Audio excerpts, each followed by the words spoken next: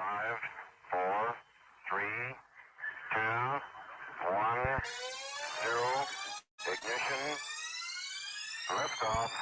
Coming to you live from the White Picket Studios in Houston, Texas. This is the Realty Ruckus. If you are in any way, shape, or form involved in the real estate industry, this is the show for you. And now, your host, Alan Hernandez. Good morning, Houston. Thank you for joining us again here at the Realty Ruckus in the White Picket Realty Studios, also known as our conference room. And we thank you very much because we are excited to be here today. We are going to have a phenomenal show today. We're going to talk all about what it takes to get into a home in terms of mortgages, as well as what it takes to get out of a home in terms of creative exit strategies. We have a lot of really good information to share with you guys today. So thank you very much for joining us. We see you there on Facebook Live. What's going on, guys? How are you guys doing today? And YouTube as well. Thank you guys for joining us on YouTube, on our YouTube channel. Make sure that you guys note that if you want to reach out to us, you can always type your comments right below our feed, as well as text us directly at the number 24587 with the letters RR directly in front of it. So let's get started. Let's talk a little bit about what's happening here in the news and in sports and in popular media here lately. First of all, did you guys catch that season closing episode of Game of Thrones? And don't worry, guys, I'm not going to spoil it for you. If you haven't seen it, we're not going to tell you exactly what happened because I know that would probably tick me off if I saw somebody doing that. But I got to tell you guys, I stayed up till about 2 on Sunday night, just catching up and then watching that final episode, and it did not let me down. That's dedication right there. That is dedication. Now, you guys know that I watched that entire series in 2 months? I think it was about 1 month. Was it 1 month? Yeah, it was pretty bad. But you know what? I'm so glad it's over for a while. When's the next episode coming out? All the way in April. For another year, yeah. That's perfect. So I have a year of being able to focus on work and other meaningful activities. What happened the morning after that finale? The morning after that finale, I wasn't able to come to work on time, which was horrible. I'm here all the time, every day on Monday, and yeah, sometimes a couple minutes late is not unheard of, but yeah, that was pretty bad. That Game of Thrones took me for a ride. It's a good show. If you guys haven't watched it, I used to pick on these guys all the time for being nerds and sitting there and talking about it during lunch all the time, and I didn't know what the heck they were talking about. Dragons and swords and kingsmen and I don't know what else, and I couldn't stand it. Finally, they talked me into watching it, and a very, very interesting show. Anyway, let's talk about Copa America. Is that finally done? It's done. Finally ended. So I watched the last game. It was Chile versus Argentina. And I really thought Argentina was going to take it. So did I. I really did because they have Messi. I mean, he's like a amazing player. Yeah, I mean, he's considered to be the best in the world. Yeah. And I think that the big problem there is that he's considered to be the best in the world. And if you watch the game, they really just relied on him the entire time. They did. It was not a team game at all. In my opinion, he kind of lost that game because he missed that last penalty kick. Oh, absolutely. He's responsible for making that kick. He's kind of, I was telling somebody, it's like your golden bullet. Yeah. You've got 5 bullets and you got that golden bullet. Yeah. And you don't expect that one to miss. And your star player misses the kick. He didn't even actually go even towards the goal. It was way over it. Oh yeah, I mean there's memes all over the internet about rockets taking off and Messi kicking it into the atmosphere and nobody knows where the ball is yet. It's still not found. That's hilarious, man. Yeah, I mean, it's funny because everybody loves this guy. Everybody's like, oh. Well, yeah, just a week earlier, they're, talking about after the U.S. game, that amazing, beautiful goal that he made. And then here we are. That's right. Giving the guy a super hard time with these memes all over the internet. Well, not only that, but he's gone now. He quit the national team. What does that mean? That he will no longer play for the Argentinian national team. And that's crazy. I don't understand How's why that he went out and possible? did that. Why would he do that?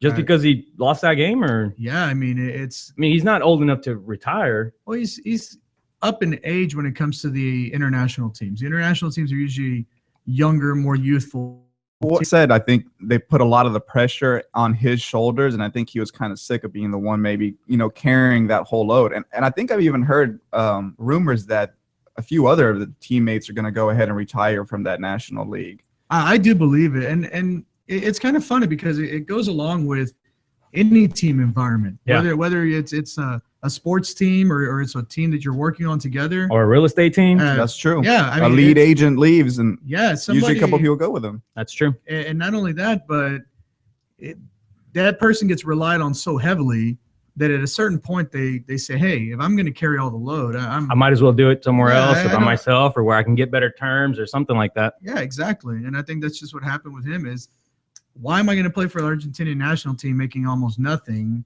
getting blamed at for missing PKs when I can go over to Europe, get paid millions, hundreds of millions of dollars per season, and doing the same thing? Hasn't there been guys in history?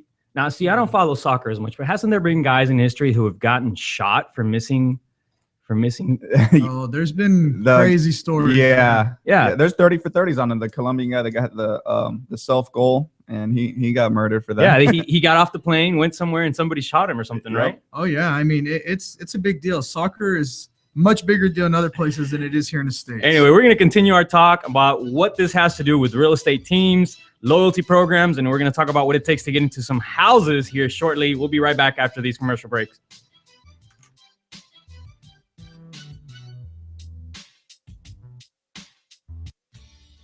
Hey everyone, this is David over at White Picket Realty, and I wanted to tell you about my friends over at Plans Express who can save you the headache of running your own permits. These guys are committed to offering a one-stop solution for all your plan and permit needs. They're proudly serving their friends and neighbors in the Houston surrounding areas, and they offer great service at an exceptional value. With dedicated professionals ready to serve, contact them today at 832-675-6217. Hey Houston, this is Alan Hernandez, and I want to remind you guys to visit our friends over at Quest IRA to learn everything there is to learn about investing with your IRA. Now, if you haven't been over there recently, you have to check them out. They have free educational classes, networking opportunities, the ability to tap into $1 billion for your real estate investing deals. These are the guys to know when it comes to learning about this kind of stuff. You want to make sure you visit them and check them out over at www.questira.com. Again, that's questira.com. Hey everyone, this is David with the House Flipping Network, and if you're like a lot of people, you're probably daydreaming right now about getting to fire your boss. Let me tell you about an exciting opportunity for you to do just that.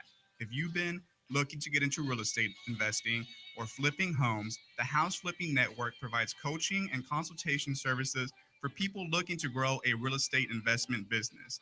If you're interested in more information, please reach out to me at david@houseflippingnetwork.com. Hey Houston real estate agents, this is Alan Hernandez, broker at White Picket Realty.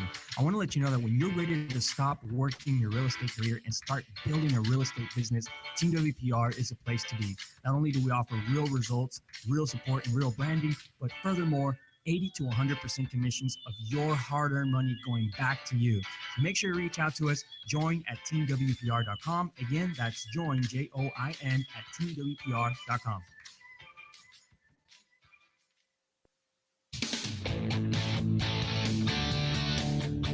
And we are back on the Realty Ruckus. And David, what's the weather out there like? Well, guess what? It's going to be hot again. It's looking like we're going to stay in the mid-90s all throughout the week. And, of course, that heat index is going to push us up into the hundreds. And on top of that, it looks like we are expecting some more rain today and tomorrow. So be on the lookout for that. We just can't escape. This muggy weather is just going to continue. So more mugginess, nice and lovely, more hot. On a more positive note, I heard if you want to pick up a wicked case of salmonella, that Chipotle is now offering a new loyalty program. Yes, I'm going to be standing in line for that one. Well, it's interesting because Chipotle was one of the fastest growing brands in America. The McDonald's used to claim that it was the biggest mistake they ever made by not taking on that investment. Mm-hmm. And now it's a company. It looks like I'm almost in a free fall right now. Well, and I think a lot of it had to do with the salmonella cases that popped up, the issues, and then they had some issues with some of the meat they were serving. There was a lot of problems that the business had all around. A lot of it had to do with just quality control. Well, it's interesting because originally the company said, well, we don't need to spend a lot of money on loyalty programs. We need to spend our money on educating people how fresh our ingredients are. And well, all that kind of falls apart when it turns out your ingredients aren't as fresh as you thought. Yeah. And now they're creating these loyalty programs. I'm just curious, are you guys actually incentivized by, if you come a 4th time this month, you're going to get a free burrito, and an 8th time and an 11th time within 1 month? Does that really make you want to go more? Or look, here's the thing. I actually really like eating at Chipotle because it falls right in line with, what I like to eat. A lot of vegetables and a little bit of protein. Mm-hmm. So, I like going there, and unfortunately, this whole salmonella thing happened, and because of that, I actually quit going. It's been months and months since I've been over there. But I got to tell you, I hate carrying around those little cards, those little stamp little things that they give you. Yeah. I have one here that someone gave me yesterday or the other day. I went to take my daughter to get an ice cream, and the girl was like, hey, if you buy 10 ice creams from us, we'll give you the 11th one free. And I'm like, man, by the time I get to 10 ice creams at this place, and if I see that stupid card still in my wallet, I'm just, chances are it'll never happen. So I end up just throwing them away. I never carrying them with me. I agree. I just, if I'm going to go to a place, I'm going to go to a place. And if they give me a little punch card, that's great.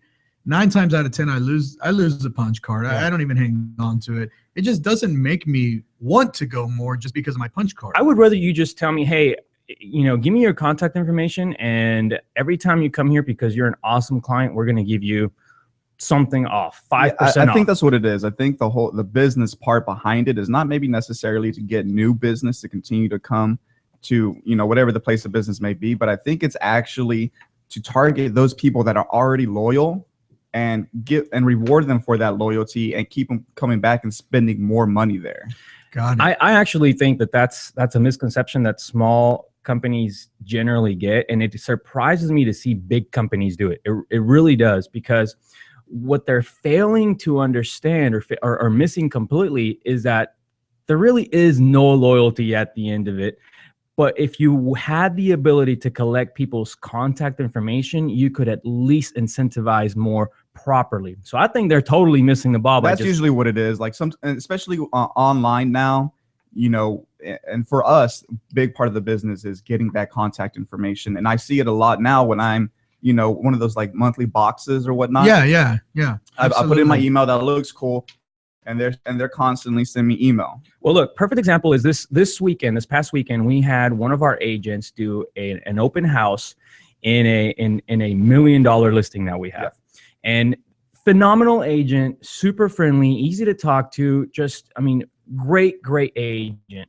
And one of the things that she brought up during our Monday meeting was she had several people stop by, but some of them didn't want to give her their contact information. Mm-hmm. And so we started digging in as to why, and it was simply because she wasn't giving something in exchange. It was just a sign-up sheet, and people were expected to come in, give up their name, number, and email address, and people aren't doing that anymore. So what do you recommend? What do you recommend that people give in exchange for that contact information? And so one of the things that we talked about was finding a way to create value. And that's what I think Chipotle was trying to do, is they're trying to create value, but they're not really giving something in exchange. It just really feels like a mom and pop burger shop type of incentivizing that they're doing. It doesn't feel like it's a professional incentivizing from a big company. So, with our agent, we talked about a couple things. One, we can always say, well, we have more information on this house, or where can I send you more info? And then therefore you collect that contact information so you can send them more info that way. But the simplest way, and one of the things that we found that actually just works, is just to give away something. People love free. And I think that's the whole loyalty program thing. Hey, come buy 4 burritos from us and you'll get the last one free. In real estate, it's more of, hey, if you want a free, $50 gift card or something, or whatever it is, people just love that word. Then I'm going to need a way to contact you if you win something. Yeah. And therefore I need you to sign into this sheet here. And that's how I'm going to contact you. And then what you do from then, that's where the actual magic begins, because, and I think that's where I feel like Chipotle would be failing, because fine, give me a loyalty card and I'll come back to my fifth burrito. I don't know when I will do it or if I ever will, but you failed to target me by email. You failed to shoot me a text now and then. You failed to just say, hey, what's going on? Or mass mail everyone and say, hey, free burritos for all our top clients or whatever, And in real estate, that's what it's all about. It's finding contact information and creating a follow-up process. And would you say that goes beyond real estate? That just goes to every business. Is once you can collect that contact information, it's keep following up with those same clients. And no one does it better than Google. Think about it. Why is Google? Why is Google at the top of everything? Because they realize that up front. Why did they give us a free email address? They're the information collection masters. That's right. But see, they give it to us for no reason. They gave us value. They said, hey, do you want a free email account? Oh, great. Here's your free email account. But guess what? Now I know everything about you. I know where you search. I know what you buy. I know everything. Therefore, I'm going to cater all of my ads to you. It's funny you mentioned that, because I'm sure everyone who's listening has made some kind of online purchase. And almost every online purchase now, you get this little option that says, do you want the free Google $10,000 insurance for your purchase? And I guarantee you almost everyone's like, sure, free $10,000 insurance. Yeah. But all that does is give Google a right to know exactly what you purchased, who you purchased it, what you paid for it. It gives them all that information. So you're right. It's giving something in exchange for data. Yep. Google collects all of that data and they're using it against you. And if they're teaching us anything and we can see anything about the way that their business has grown, then we have to use the same strategies, collect contact information and go out and use it, target those people, create incentive programs and bring them back, have them come to us continuously for more real estate. Yeah. When we come back, I want to talk about a really interesting thing I've seen where a company is using it to collect contact information in a really interesting way. So we'll talk about that when we come back. We'll be right back, folks.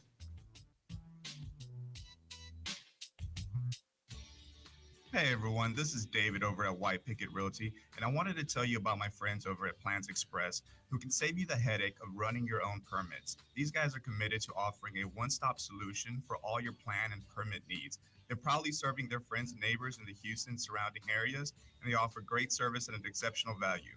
With dedicated professionals ready to serve, contact them today at 832-675-6217. Hey Houston, this is Alan Hernandez, and I want to remind you guys to visit our friends over at Quest IRA to learn everything there is to learn about investing with your IRA. Now, if you haven't been over there recently, you have to check them out. They have free educational classes, networking opportunities, the ability to tap into $1 billion for your real estate investing deals. These are the guys to know when it comes to learning about this kind of stuff.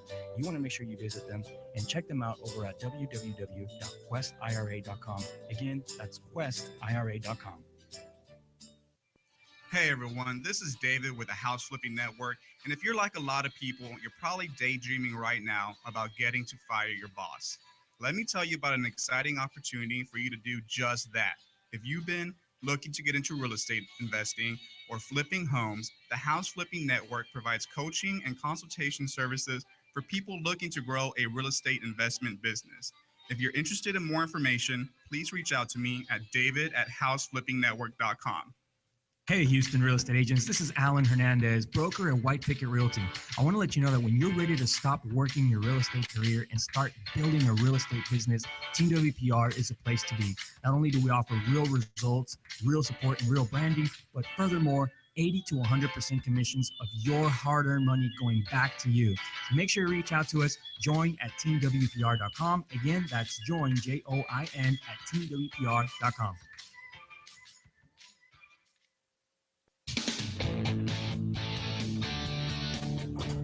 And we are back on the Realty Ruckus, and we were talking about loyalty programs, and we talked about how important it is not only just to have a loyalty program, but to collect contact information. Right. And I saw something really interesting. I'm sure a lot of people have seen this commercial. It's a commercial for a company called Rocket Mortgage. And what they're claiming on their commercial is you download their app, you push a button that says get mortgage, and then you get a mortgage. And I think it's just a genius marketing scheme because it's allowing them to collect all of those people's contact information with kind of the false promise that you push a button and you're going to get a mortgage, that you're just going to qualify. If you have no income and if you have, negative credit, you have a negative 500 credit score, there's no chance of you getting a mortgage. Oh, absolutely. Yeah. We got to see what the fine print is on that one. But, and the big But the way they're picture, marketing it is push a button, get a mortgage, right? And I'm sure there's going to be a ton of people that are going to go on there and they're going to be super excited. They don't know if they qualify. They're thinking, hey, at least this way I don't have to disclose my personal information to some schmuck that I just met at an event. Let me just fill this thing out real quick, hit send, and hopefully I'll get a mortgage. But what they don't realize is they're sending all of their contact information there, right? And they're doing it for absolutely free. And now Rocket Mortgage has that, and what are they going to do with it? Oh, they're just going to give it to a loan officer. That's right. And that it's going to be no different than them having reached out to somebody who they met somewhere. Mm-hmm. But the biggest difference being that their contact information was gotten in kind of a... It was a genius way. It was a stealth marketing technique. Stealth marketing. And we talk about stealth marketing all the time and what it does and how you can do it and how you can create it. You don't have to go out there and just say, hey, come get your mortgage with me. I'm your mortgage loan officer. You can give something of value. And that's what Rocket Mortgage is doing. They're saying, hey, just fill out do it on your phone, on your app, or on this app, and everyone's going to get a mortgage. Oh, yeah, knowing darn well that's not going to happen. Get mortgage. Exactly. Yeah, so I'm looking it up right now. It's Rocket Mortgage by Quicken Loans, actually. And what they're trying to do is take a tech, eliminate the paperwork, and basically you go through, fill out their information, and apparently you can get approved in minutes. Yeah. So, which we know darn well isn't always going to work. But let's assume for a second that what they're saying is true, that you can actually get pre-approved for a mortgage that easily through an app on your phone. Is the American public ready to be able to get a mortgage that easily? No, I don't think we are. I mean, we went through a scenario already in starting in 2006 where it was that easy. Maybe the apps weren't necessarily quite there, but it was that easy. I mean, there was a day that you could call any loan officer here in town. Heck, you'd see loan officer bandit signs. When's the last time you saw a loan officer bandit sign? Oh, wow. Yeah. So loan officers were putting out bandit signs in those days, and it would say 105 or 103%. We pay your closing costs. Heck, there was mortgages that would give you money back at closing. How does that? How could they do that? Man, it was awesome. And the way that it worked is these properties were increasing in value continuously. So by the time you actually closed on the property, they would offer you 103 to 105%. And at the time of closing, anything that it appraised for, plus that extra 3 to 5%, if you didn't use it, it would come back to you. Wow. So if you got it for a little cheaper, if you negotiated a good deal, you'd actually get money at closing. There was investor mortgages back then that would refinance you. Like, let's say you had a hard money loan at 70% loan to value. You could refinance at 80 to 85% loan to value and take money out. So one of the strategies that was used back then, especially by investors, is to just buy a bunch of properties, because you could get them, relatively cheap. Yeah. There was a lot of inventory, and then just go to a bank. Once the houses were fixed up, just go any loan officer or bank and refinance them all and take that 15% out. And what were they looking at to qualify people? Man, it was too easy. Almost nothing. I mean, it literally, if you had a heart rate and your blood was pumping, oh, are you alive? Great, you qualify for a mortgage. And I'm not sure if we're there yet, but I mean, I can see that there are different types of mortgages coming into the market. We start seeing some sub stuff coming up. I see, like, for example, one of the things that we're getting ready to throw out there to our buyers is the 103% mortgage. It exists again. It's through local credit unions, but it's out there. Not only do they cover all of your purchase price, but they'll cover 3% of your closing costs. So you can literally walk into a house with zero money out of pocket. But see, I think that's where a big misconception is, and that's where the problem is with consumers here in the United States specifically. This is where we're mortgage heavy here. A lot of other countries, you want to buy a house, you better have the cash. Yeah. There is no such thing as a mortgage. But when you say 103%, you're saying, oh, they're going to pay for your closing costs. I think a lot of consumers assume that they're actually taking money out of their pockets and paying those closing costs, but they're actually getting rolled into the loan. Yeah. So they're going to pay interest now on top of all of that. And that's why I feel like the consumers here, we're just not being educated enough. No, there's definitely not enough education as to what you actually pay for a mortgage, which is one of the reasons why the laws changed recently. And guys, let me just note for you guys that are watching live, I did at one point have my mortgage loan officer's license. I don't have it anymore, and I don't practice lending unless I'm lending my own money to other investors. But I do remember, I do remember the days where I would sit down in front of a client and they wouldn't fully understand the fact that, yeah, they were purchasing a house for $100,000, but really they were paying close to $200,000 after 30 years of making interest payments and blah, blah, blah, blah, blah, or plus some. And they would look at that and say, oh my God, I didn't know. And you know, what's common knowledge to us, because we're in the industry, is not common knowledge in the public's eye. And then recently, you know, we had these new law changes, and now all of that information has to be disclosed to the consumer up front. Now the consumer gets a notice letting them know what they're expecting to pay for the mortgage at least 3 days prior to closing. And if they sign off on that, then it goes to closing. Back in the day, you'd show up, they'd say, okay, here's your disclosures. You sign it or don't sign it. We're ready to rock and roll. And if you didn't sign it, you're going to lose all your earnest money and all your deposits and everything that you've made. So people would normally sign them. And that's what created that setup, that system where people were getting a ton of mortgages. It was very easy, but not enough information was being disclosed. And then all of a sudden, everything just gets, just blows up in everyone's faces. In the meantime, there was a ton of people that got really, really wealthy off of selling mortgages to people who didn't qualify for mortgages. The loan officer that was teaching the class that I was, where I was getting my license back in those days, she was literally driving a Maserati and talking about how she was making this ridiculous amount of money from selling subprime mortgages. Yeah, and there's actually a great movie that came out last year. I thought it was amazing. I guess because maybe I'm in the industry. I know some people watching, they were like, man, that movie was really boring. But I know which one you're talking about. It's called The Big Short. Yeah, I still haven't watched it. Dude, you have to watch that movie. He gave it to me too. And it's a phenomenal movie. It explains really what was happening in the mortgage industry at the time. And it explains it to you from kind of like the back office. One of my favorite scenes in that entire movie is he's out there on a mission to try to figure out what's going on in the mortgage industry. And so they go see some exotic dancers, and he's in the back with the exotic dancer getting a lap dance, but really he doesn't care for the lap dance. He's there for information. And he starts asking her what her mortgage payments are and how she makes them. And she says, well, which mortgage? Yeah. He says, well, how many do you have? She has multiple houses. She's got like 6 mortgages. Yeah. Houses. And he knows she doesn't qualify. Yeah. So things start ticking and well, how do you pay them? Well, I don't know. I just do. And like at that point, he realizes how messed up the system is when he's literally sitting there. There's a stripper on his lap, and she owns multiple properties, and she has no way of. There's something wrong there. There's something wrong. She has no idea what the interest rates are. Yeah. She has no idea how long the terms are.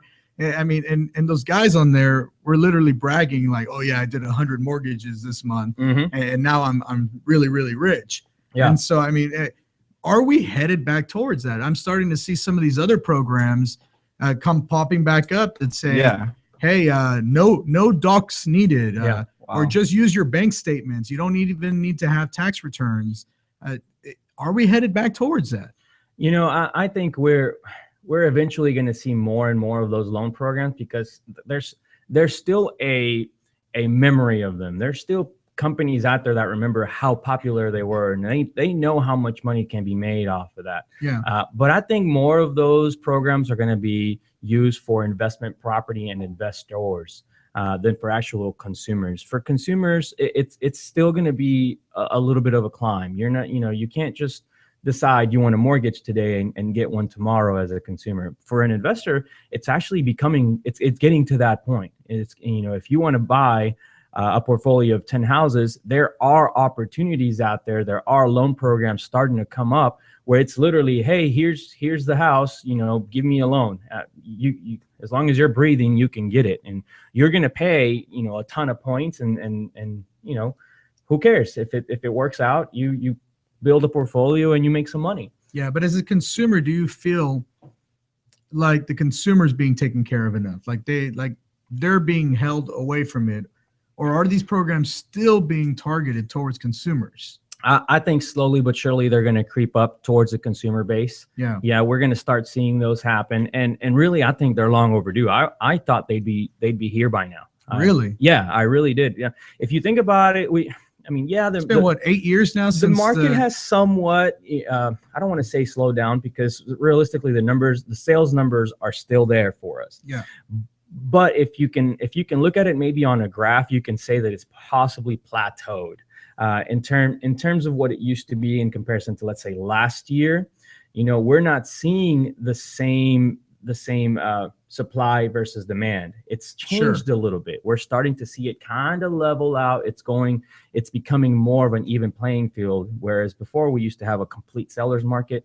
Now there's a little bit more supply. And the demand is still there, but because the supply has increased, then we're starting to see that it's slowing down a little bit, especially in the higher end range. That slowed down a lot, and we see that. We talk about that all the time. But one of the things that I realize is people out there that are looking to buy a house, as long as they have someone that they know, a loan officer or an agent that knows a loan officer, they can generally find a way. There's so many loan products out there that as long as that loan officer has access to those, it can be done. Sometimes it takes a little while, but it can be done. So quick question. I know we're getting to the end of the segment here, but I do want to ask this question and get your opinion on it. Is every consumer ready for a mortgage? Because a lot of people, I see people posting on Facebook, loan officers, realtors saying, stop renting, start buying, stop throwing your money away. But they forget to mention, well, there's repairs and things that normally a landlord would do. So do you think that that's realistic, that everyone out there, if able to get the loan, they should be buying rather than renting? I really don't. I don't think that consumers out there are educated enough. Not the majority of them. And that's, it's the first time home buyers that really don't understand it well enough. And there's really not enough information out there for them. There's not one centralized website that truly explains everything without a hidden agenda into it. There's always that something. There's a program that I saw close recently on one of our transactions. It was a property that somebody sold to us, and we ended up rehabbing and reselling it, and the buyer ended up being a buyer from a program called NACA, N-A-C-A. Okay. I looked into that program, and one of the things I really liked about that program, and I'm not in any way tied to them. I'm not being paid for saying this, but one of the things I liked is when I looked into it, they put this buyer through 1 year of courses, training, or wow, so these are actual classroom style classes. Yeah, and so they sat down with this guy, and I like that. I can tell you, from knowing this person and understanding, who he is, he needed that. He needed to sit down and understand what a mortgage really was, how much he was really going to pay, what the payments went towards. And all of that after 1 year finally sunk in, and then they approved him, and the loan closed. At that point, I felt like it was safe for him to walk into that mortgage, and now it's performing well. Yeah, no, that's great. And when we come back, I want to talk about what are some of the options people have, investors and consumers alike, that are away from your traditional mortgage. Yep. So if I'm a realtor, someday I don't qualify, what can I do to get a mortgage? We got some cool options coming up. We'll talk about that next.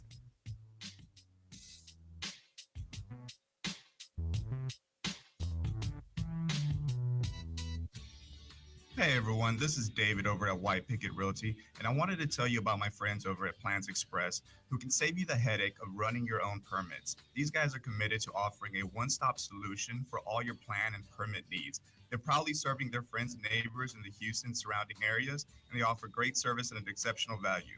With dedicated professionals ready to serve, Contact them today at 832-675-6217.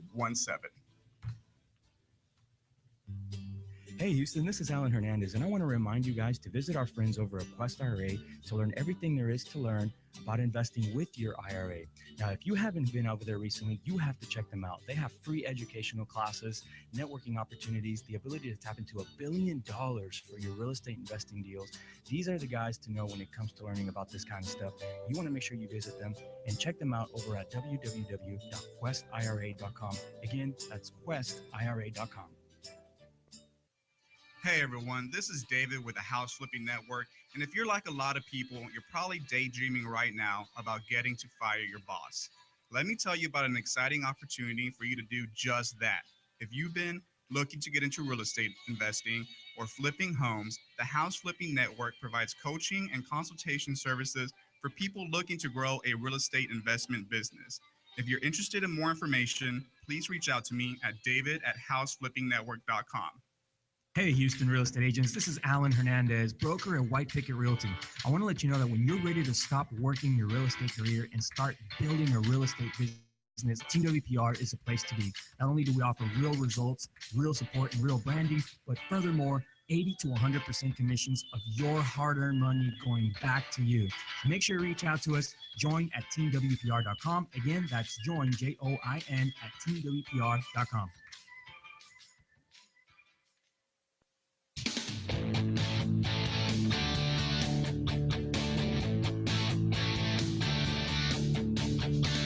And we are back on the Realty Ruckus.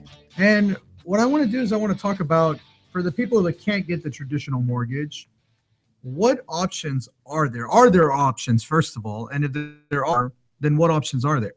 Well, there are plenty of options. So we run into these people all the time. You know, when we have a house listed for sale, we always get someone that wants to buy it, but doesn't qualify, and it's usually for one of a few reasons. One, they may be foreign nationals. Okay. So that means that, you know, they're not citizens of the U.S. They don't have the ability to qualify for most of the mortgages out there, which require you to be a citizen. So they have to go through what we call ITIN mortgages. And those do exist. There's plenty of them out there, most of which will require you to bring 30% down. So a lot of that has to do with you having some money saved up. If you have some money saved in the bank account, you can afford to put 30% down on your mortgage. You can qualify even if you are a foreign national. And it's not very hard to find those ITIN mortgages is one way to search them. And there's plenty of loan officers here in Houston who actually process those for a living, because there's so many people that are willing to go that route, or that need to go that route. They don't have an alternative. Okay. But obviously, you said 30% down. So I'm going to need to have some cash. You got to have some cash. You're not going to walk in, FHA 3.5%. Okay. The other alternative or the other reason why people don't qualify is simply because of credit. They may have had some issues in the past. They co-signed something happened. They don't qualify at this moment, or there's some issue with their debt to income. Maybe they're self-employed. They write off everything. They make money, but after write-offs, they don't show enough income. So because of that, they don't actually qualify for a traditional mortgage. And what we suggest then is going the owner finance route. Okay. So owner financing is a very, very special subject. We may actually have to have just an entire show just on owner financing, because you can literally run an entire business off of owner financing properties. And we have investor friends out there who just do that, literally just go out, acquire properties and owner finance them out to people who are in that scenario. And what we fail to realize sometimes is there are so many people that want owner financing that you actually end up getting more for the house. The demand is so high and the supply is so low that you can actually ask a little bit more for the property that you're selling, generally about 10% more. How is that typically going to work, an owner finance? Well, look, it's pretty simple, but the idea is that you're bringing at least 10, sometimes 20% down. Most of the stuff that I've seen in my career ends up being between 10 and 15%. Okay. So on a $100,000 mortgage, you got to have at least $10,000 to $15,000. Obviously, the more money you have down, the better chance you have at being able to buy a house with owner financing. It's pretty simple. The only thing that'll throw you off as a consumer is that you're not paying your typical mortgage rates. You know, with mortgage rates being at an all-time low, you're only going to get those through a bank, through a lender. But if you're going owner to owner, the only way that it works from the owner to the consumer is to be higher above the 7% range. We see stuff selling for as high as 12% in some areas. A lot of the way that those are set up is based on the rental standards of the area. So if that house leases for $1,200 a month, then your owner finance payment will be in that same range. Okay. And that's how a lot of these companies set them up. And that's how, you know, the stuff that we've done, owner finance, that's how we set them up as well. And the reason we do that is because we want to make sure that the buyer that's going into isn't totally comfortable with that payment, right? So even if we have a 4 or 5% mortgage on that note, and we're wrapping it to this buyer, we're owner financing it to them. We don't want them to go in at 4 or 5% because then they're comfortable in it. We want them to be uncomfortable in it because we want them to refinance down the road. Now, by uncomfortable, I just to clarify, you're not being like, oh, predatory, so they can't afford it uncomfortable. Oh, no. It's more in terms of when they get that statement every month showing them how much principal and how much interest has been paid off, that they look at it and they go, wait, I've paid off very little interest this month. And if I can get into a lower interest rate, then I can pay off more principal and less interest. And it takes a lot of work to get that through to them. And show them that kind of stuff. Call them every once in a while. We call them once a month. Hey, what's going on? Have you talked to your loan officer? You know, when are you going to be able to refinance, that kind of stuff. But anyway, long story short, you're paying anywhere between 7 and 12% as a consumer. You're bringing at least 10 to 15% down, sometimes more if needed, depending on the house.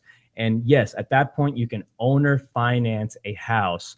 And the cool thing is that we have some new laws that consumer, not cool thing for the investor or the homeowner that's trying owner financing for the first time. But we have new laws. Dodd-Frank Act brought in new laws that keep the seller or the owner of the house, when owner financing to a consumer, from putting in a balloon payment. So back in the day, the way it worked is you could owner finance a house from me as a consumer, but I would say, hey, you're going to owner finance my house, but in 5 years I want you out, or if you don't give me all of my money by then, refinance, in other words, then I'm going to kick you out. I'm going to foreclose on you. And so a lot of people were creating those notes, and those were becoming predatory. So then new laws came into play, and now the new law says if you're buying a house with owner financing, and it's your primary home, you are going to live in that property, right? Then me as the seller, I cannot give you a balloon note. I have to give you a full 30-year note. So that's put into place to protect that consumer. At the same time, as investors now, we have to think a little bit more creatively. We have to make sure that, yeah, fine, we're giving someone a 30-year note, but what happens if we need to liquidate? What happens if we need to sell? Sure, and that's where what you were saying about the level of comfort comes into play, is that the note can't be too comfortable, or else no one will ever have an incentive to refinance. Exactly. So if, for example, if mortgage rates shot up to 10% tomorrow, all these people who have more owner finance notes at 7 or 8, they're happy. They have no reason to want to. They have a better rate than what they can get out in the market. Yeah, you're right. And so you don't want to be caught in that scenario. But yeah, so that's one of the other things you can do. So you can definitely go owner financing. That's really one of my favorites. You can go with ITIN if you're a foreign national. You can, if you're an investor and you understand how the process works, you can go subject to, which we've covered a lot of that here in the recent episodes. Make sure you guys take a look at those, because we really do go thoroughly through the process of how you can literally do that. And that's another way to acquire property without any income, credit, et cetera, et cetera. As long as you have the knowledge, you can do so. But then don't forget that there's new products coming out all the time. So reaching out to a loan officer that specializes in these kind of scenarios, and it's hard for you to know who does and who doesn't. So it's a lot of the time it's just having a conversation with almost every loan officer that you talk to. What scenarios do they walk through? What are they comfortable with? Do they have investment products? Do they have portfolio products? Those are really good questions for you to ask. If you're out there acquiring property, then they may have a product that fits your scenario, because there's new ones coming onto the market all the time. And for the people that are new to investing, or even just regular homeowners out there, or even some of the realtors that are listening who say, well, I'm W-2, how can I get a loan? Are these products that they're going to go into Wells Fargo, Chase Bank looking for? No, in fact, I bank, at some of those banks. I have some personal accounts there, but I can't stand it when I get a client that says I'm pre-approved with Wells Fargo or Chase, because they're the absolute hardest people to work with. Yeah. I mean, they're so big, their systems are so complicated that they actually want to tell you when you're going to close and how the transaction is going to happen. So I can't stand working with those banks. But no, these are not products you're going to walk into big bank with. Big banks say we have enough marketing, we have enough people that we can just stick to what we know best, the stuff that's really easy and the stuff that's going to not give us too many headaches. It's the small banks, it's the community banks that are going to give you some really interesting products, stuff that's outside the box. Some of these community banks here in Houston, they'll actually hold the mortgages in-house. They'll underwrite them in-house. They'll hold the mortgages in-house. Wow. And then, once they package enough of them up, if they meet a certain criteria, then they'll go out and resell them. But a lot of times, if it's something that they can't resell, they'll just hold it for a little while. And I have a couple of those mortgages with some of the local banks here, and they work. It's relatively easy to apply for, and all you need to do is just make a couple phone calls and say, hey, what kind of mortgage programs do you have? This is my criteria. Is this something you can do or not? And a lot of times you'd be surprised what you can find by just making those calls. Is there a couple of names of different ones that you're aware of that do those kinds of things? So some stuff outside the box, like portfolio loans and stuff like that. Yeah. Well, there's a couple of them that I'm really, really fond of, and you guys are welcome to go out and talk to them. One of them is Icon Bank. Icon Bank has some really good outside the box. Allegiance is another. It's another bank. You have to talk to the different branches, because the different branches will have different amounts of money and different setups, different loan officers, different loan officers. So that's a little bit tough, because you got to make more calls there. I like Citibank. Is it Citibank? Citibank of Texas. Citibank of Texas. Yes. That's been a phenomenal place for us to bank at and do some business with. And then there's some smaller ones. I have another one. I forget the name of it. It's over in Sugar Land. I've done some mortgages with them. They've done real well on some of my investment properties. And again, it was relatively easy to apply for and qualify for. So pretty much, if I'm driving around and I see a bank that I don't see 100 of them everywhere I go, it's probably worth stopping and asking to speak with the loan officer. Yeah, I mean, if you can walk in and speak to a loan officer on any one of those small banks, and you're in the market for a mortgage, or if you're an investor and you're trying to create a rental portfolio or an owner finance portfolio or whatever it is you're trying to do, small banks are the place to go right now. All right, so when we come back, we've talked a lot about the acquiring and some creative methods for getting a house if you don't qualify traditionally. So when we come back, I want to talk about some of the ways that you can get rid of a property. Yeah, so we're gonna so now we talked about in, let's talk about out. Yeah, absolutely. All right, good deal. We'll be back. Hey everyone, this is David over at White Picket Realty, and I wanted to tell you about my friends over at Plans Express, who can save you the headache of running your own permits. These guys are committed to offering a one-stop solution for all your plan and permit needs. They're proudly serving their friends and neighbors in the Houston surrounding areas, and they offer great service and an exceptional value. With dedicated professionals ready to serve, contact them today at 832-675-6217. Hey Houston, this is Alan Hernandez, and I want to remind you guys to visit our friends over at Quest IRA to learn everything there is to learn about investing with your IRA. Now, if you haven't been over there recently, you have to check them out. They have free educational classes, networking opportunities, the ability to tap into $1 billion for your real estate investing deals. These are this kind of stuff. You want to make sure you visit them and check them out over at www.questira.com. Again, that's questira.com. Hey everyone, this is David with the House Flipping Network, and if you're like a lot of people, you're probably daydreaming right now about getting to fire your boss. Let me tell you about an exciting opportunity for you to do just that. If you've been Looking to get into real estate investing or flipping homes, the House Flipping Network provides coaching and consultation services for people looking to grow a real estate investment business.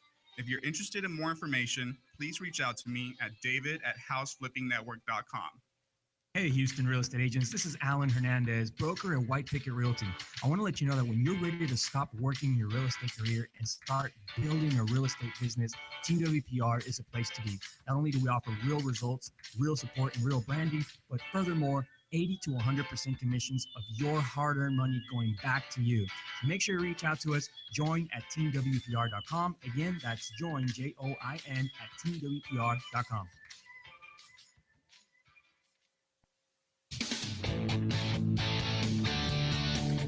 And we are back on the Realty Ruckus. Make sure if you got any questions, you can send them in. You just text RR plus your comments to 24587. That's RR plus your comment to 24587. And we've been talking about mortgages and consumers and different ways that you can get mortgages that are not so much in a traditional sense. But now let's talk about the other side of it. And I've got a house and I need to get rid of this thing. Mm-hmm. I've had it on the market now for 6 months. Mm-hmm. It's just not selling. Price, I really can't go down more on my price without losing money. Without or having to bring more than I can bring to the table to close it. What are some options that I have? Do I have options? Yeah, you always have options. And I get this call all the time from investors. In fact, this is probably up there with number 1 or 2 questions that I get is I have a house, I can't sell it. What do I do next? Unfortunately, what happens is that they're generally dealing with realtors that have never bought a house in their life except the one they live in, you know? And we've come to find out that in doing our research that that's generally the case. So then they end up having to call someone who has, and I'll get that call. And what we have to do is we literally have to go out there and actually see why the house isn't selling.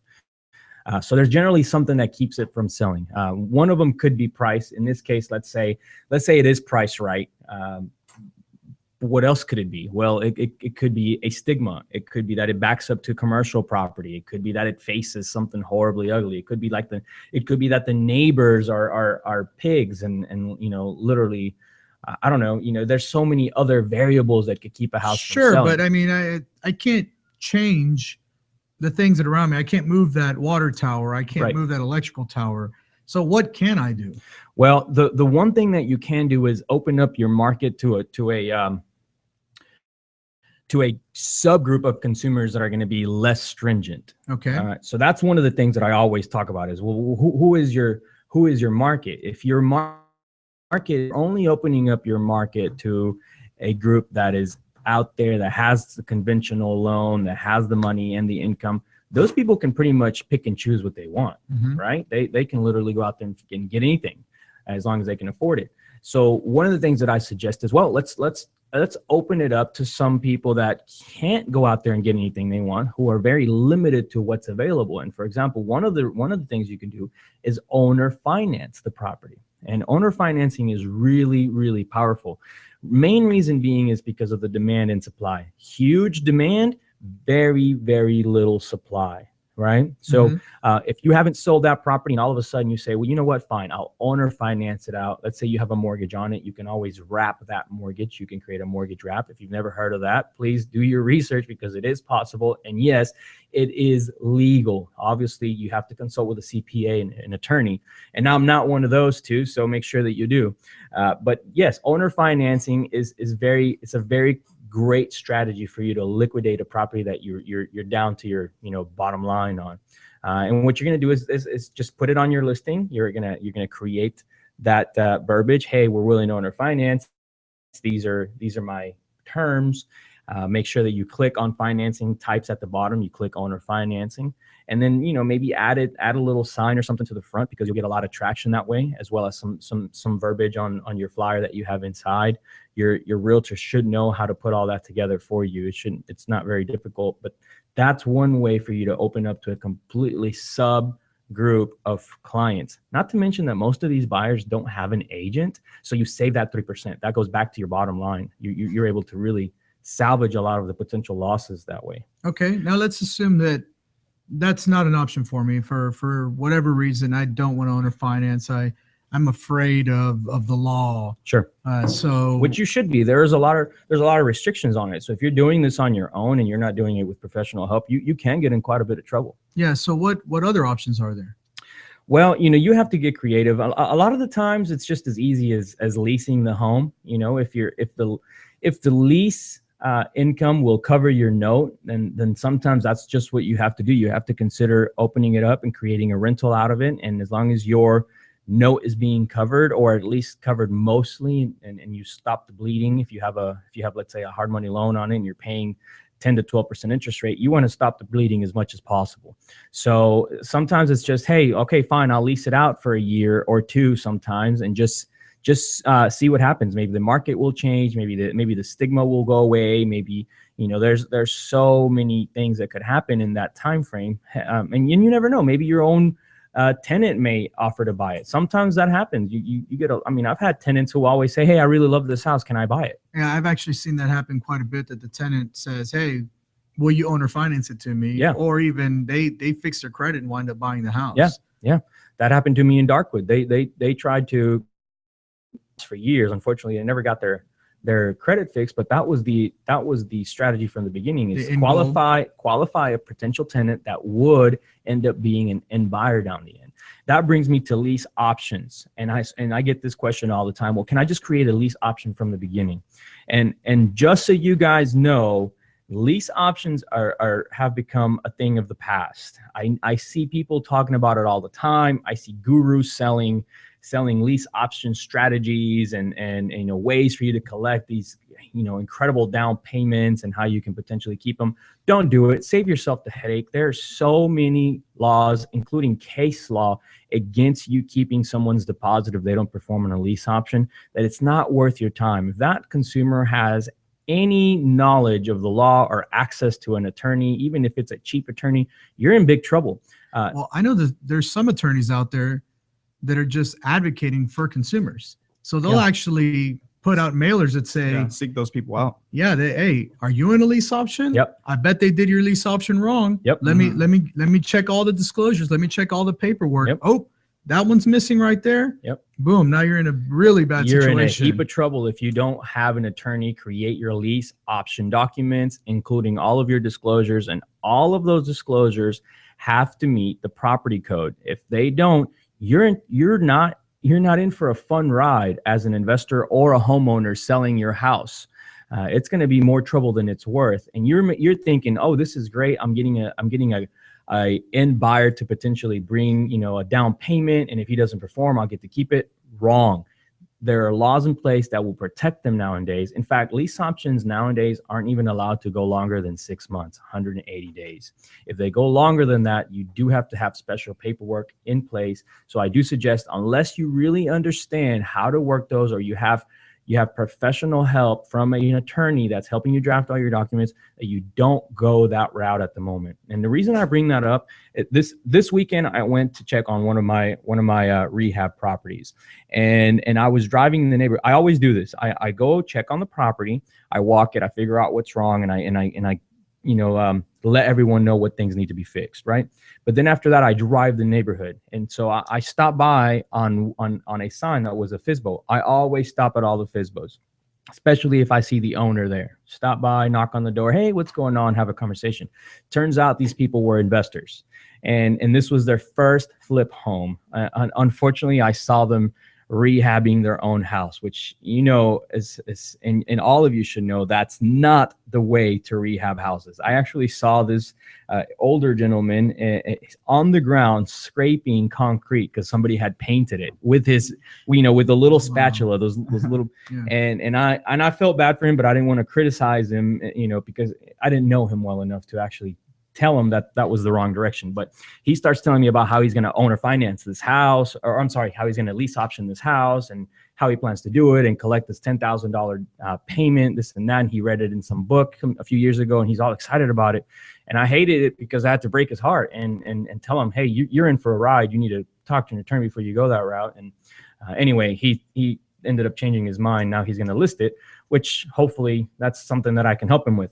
The other exit strategy that I think has been very, very helpful here recently, especially for us and even some friends of ours that we've seen do it very successfully, is creating I guess what would you call it? It's a short-term vacation like rental. A short-term vacation rental, bed and breakfast style setup. And you do this through websites like, for example, Airbnb.com. And what you have to do with those houses, and this is one that I'm getting ready to try out literally as we speak. So we tried this exit strategy last year with a condo that we picked up in Kima. And in that we got real lucky on the condo. We picked it up under market, and we negotiated that the seller would leave all of the furniture. It was furnished real nice. So we negotiated that they would leave all the furniture. And so instead of renting it out, we put it up on Airbnb, and man, it was phenomenal. The feedback that we got, people were going in and out, and we were making a whole, double, triple than what we'd have normally Probably made. Close to triple What we would have normally made if we would just rent it out. So I'm getting ready to do the same thing on a house over near U of H. There's nothing out there that's available for short-term stay, 1 or 2 days, even a couple weeks. And instead of getting $1,000 or $1,200 a month as a rental, I'm shooting for about $3,000. But I have to get the house furnished first.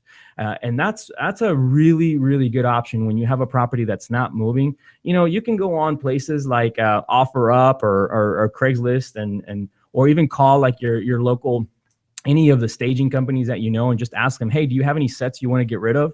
And a lot of times they sell those to you for pennies on the dollar. You stage a property, and now you have something that you can literally lease out on a day-by-day basis and make so much more money than your traditional actual lease out there. Great information, and we're very appreciative for it. Unfortunately, we're at the end of our show. Man, this happens to us all the time. There's never enough time for us to cover all of the really cool stuff that we're doing out there. So if you guys have any questions, feel free to reach out to us on these extra strategies. Those are just 3, and there's so many more options for you guys out there who are having a hard time selling something, who maybe just need a little bit of help or point in the right direction, and we're happy to help you guys. Absolutely. We want to give our condolences to Buddy Ryan, a Houston legend, passed away recently, as well as Pat Summitt, one of the biggest or the most women's coach, the most winning women's coach of all time. So we appreciate you being on the Ruckus with us today, guys. We'll be back on Friday. Make sure you catch us here at 10 a.m. on Friday, and we'll see you then. See you then, guys. Thank you guys for joining.